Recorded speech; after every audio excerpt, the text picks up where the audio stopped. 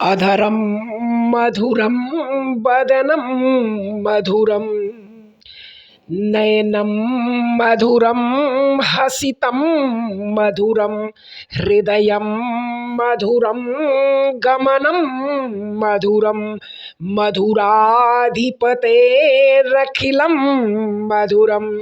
जय श्री राधे। राधे राधे। आज हम अष्टम भाव के विषय में समझेंगे कि अष्टम भाव हमारे जीवन में कितना बड़ा धन लेकर आता है।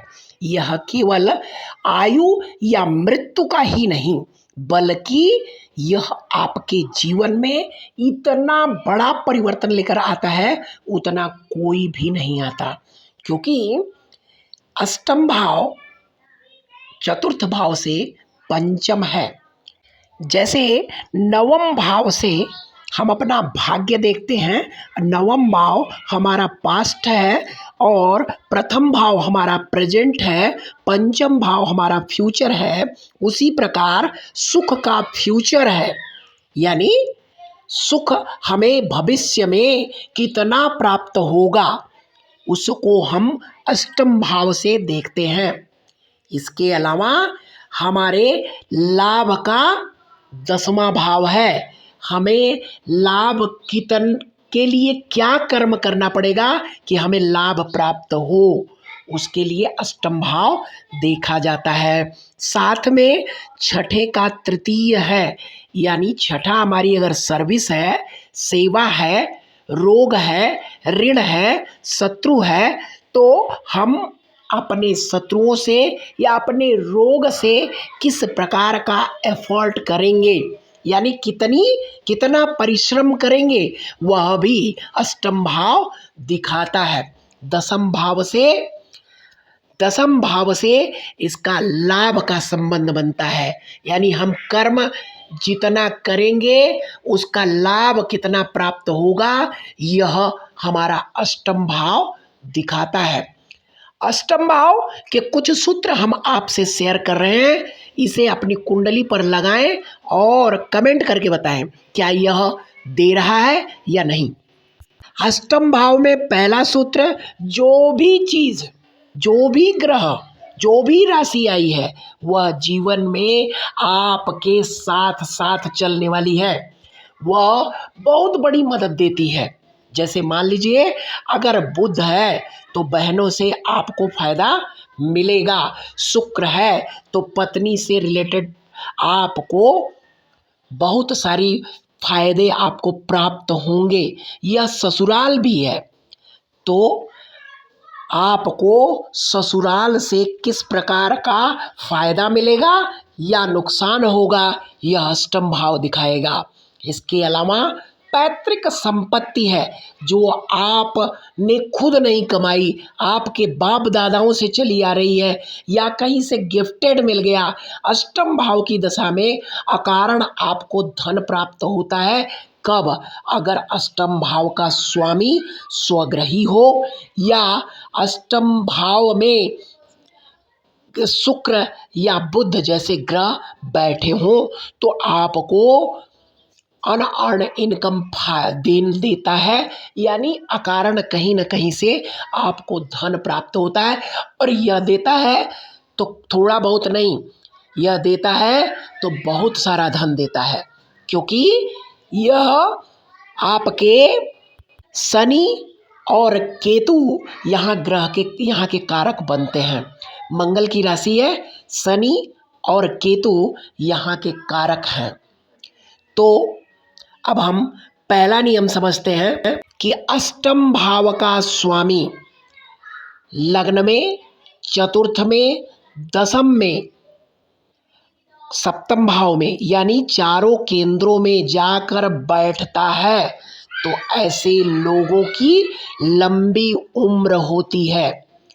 पहला सूत्र। दूसरा, अष्टम भाव का स्वामी इन भावों में जाकर बैठे, साथ में कोई क्रूर ग्रह, पापी ग्रह उन्हें देख लें, जैसे राहु, केतु, शनि देख ले या उनके साथ युति करके बैठे हों, तो ऐसे लोगों को जीवन में प्रॉब्लम या कोई बीमारी, बड़ी ही लंबी बीमारी मिलती है जो उनके जीवन भर चलती है। अष्टम भाव का तीसरा सूत्र, पंचम भाव का स्वामी अष्टम में बैठा हो और उसके साथ कोई पापी ग्रह बैठा हो तथा लग्न और लग्नेश पीड़ित हो। कैसे? या तो वो बलहीन हो, 6 8 12 में बैठे हों, इसके अलावा उनके साथ कोई पापी ग्रह हो, लग्न भी पीड़ित हो, तो कहीं से शुभ ग्रह की दृष्टि न हो, तो ऐसे लोग प्रतिष्ठा, धन, आयु तीनों को में कमी लेकर आता है। तीनों में, धन में, आयु में और उनके प्रतिष्ठा में कमी लेकर आता है। चौथा सूत्र, अष्टम भाव का स्वामी स्वग्रही हो और उन्हें कहीं से शुभ ग्रह दृष्ट करते हो तो यह एक धनवान बनाने वाला योग होता है। ऐसे लोगों को पैतृक संपत्ति के साथ साथ अचानक कहीं ना कहीं से धन प्राप्त होता है।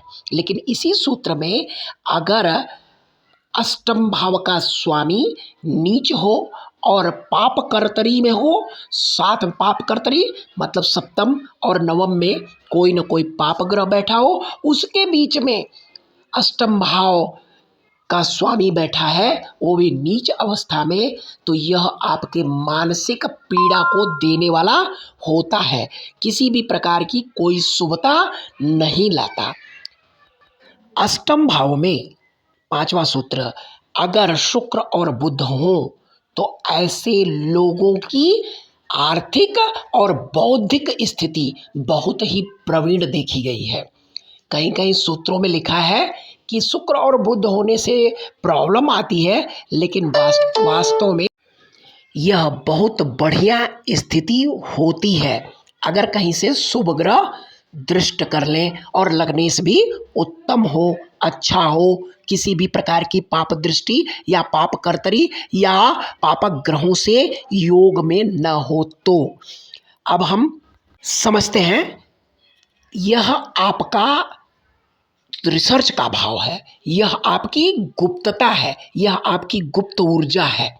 यानी यहाँ पर बैठा हुआ ग्रह और राशि स्वामी के अनुसार या राशि की क्वालिटी के अनुसार वह चीज़ें आपके अंदर विद्यमान है, कुदेरने से निकलती हैं जब उस पर रिसर्च करते हो, क्योंकि वह कर्म आप पिछले जन्म से करते हुए आए हो और उसकी ऊर्जा खाली रुकी पड़ी है, उसको कुदेरोगे तो वह चीज़ें आपके अंदर विद्यमान है। जैसे आप 12वें भाव की चीज़ को करते हो तो वह अज्ञानता में करते हो, अनजाने में होता है, ईश्वरीय माया बस होता है या वहाँ पर आपका कोई बस नहीं चलता। लेकिन 6ठे 8वें में आप जानबूझकर गलतियाँ करते हो। तो अगर बुध है तो आपके पास ज्ञान है, अब ज्ञान है लेकिन ज्ञान लगाओगे नहीं, लास्ट में लगाओगे जब चीज़ें खराब हो जाएंगी, तब सोचोगे अरे यार मुझे पता तो था लेकिन मैंने कर दिया। ऐसा चीज़ें अष्टम भाव की होती हैं। वहाँ पर शुक्र है, आपको सूझबूझ है, सब कुछ बढ़िया है, आप सही गलत का आपके पास फैसला करने की ताकत है, लेकिन आप करोगे नहीं। यानी जानबूझकर आप गलती करते हो और वहीं पर फंसते हो। तो जो भी ग्रह और जो भी राशि क्वालिटी है वह चीज़ आपके अंदर विद्यमान है, केवल उसे लगाना सीखें। तो यह अपार धन देने वाला है, इसे अपने क्रिएटिविटी अपने कर्म में अगर जोड़ते हैं, क्योंकि यह पंचम भाव से चतुर्थ है, यानी आपकी बुद्धि का सुख है, यानी आपको बहुत सारी चीज़ें जानकारी उस विषय के बारे में पता है जो वहाँ पर राशि है, जो ग्रह है। तो अब हम प्रत्येक भाव में अष्टम भाव की क्या स्थिति बनती है उसे भी समझ लेते हैं। अष्टमेश अगर प्रथम भाव में बैठते हैं तो यह व्यक्ति को दीर्घायु तो बनाते हैं, लेकिन मानसिक कुछ चिंता या छोटी मोटी बीमारियां देते रहते हैं। द्वितीय भाव में है तो इस भाव में अपने पिता की संपत्ति के लिए लड़ते हुए या अपने खुद के धन के लिए लड़ते हुए देखा गया है। तृतीय भाव में, तीसरे भाव में व्यक्ति को संघर्ष करने वाला बनाता है। चतुर्थ भाव में है तो यह माता से द्वेष करने वाला बनाता है। पांचवें भाव में हो तो यह अपने धन का नुकसान करवाता है, साथ में उसके भाइयों के मित्रों द्वारा भी उसे परेशानी आती है। छठे भाव में है तो यह निंदक है, दूसरों की कमजोरियां निकालता है, दूसरों के अंदर कमियां देखता है। अष्टम भाव का स्वामी सप्तम में हो तो पति पत्नी ही एक दूसरे के दुश्मन रहते हैं। अष्टम भाव का स्वामी अष्टम में है तो लंबी आयु तो देगा, साथ साथ में कोई ना कोई ऐसी बीमारी दे देता है जो आजीवन चलती है। अष्टम भाव का स्वामी नवम में हो तो, नवम में होता है तो धर्म विरोधी बनाता है। अष्टम भाव का स्वामी दशम में होता है तो यह माता पिता के बीच परेशानी उत्पन्न करने वाला यानी उनको लड़ाने वाला भी बना देता है, कारण बनता है। अष्टम भाव का स्वामी एकादश में हो तो यह धर्म विरोधी कार्य करके जीवन में धन, अपने ही धन का नुकसान करवाने वाला होता है। अष्टम भाव का स्वामी अगर 12वें में हो तो यह अनेकों प्रकार की नई नई विपत्तियां और परेशानियां इस व्यक्ति के जीवन में लाकर खड़ी करता है। यह अष्टम भाव का समस्त भाव में फल है। लेकिन अब इसे समझकर आप अपने जीवन में अच्छे कर्म को अगर करते हैं तो यही अष्टम भाव का स्वामी आपको अनेकों प्रकार के धन लाभ दिलवाता है। धन के साथ साथ आयु को भी वृद्धि देता है, यश मान प्रतिष्ठा बढ़ाता है। राधे राधे।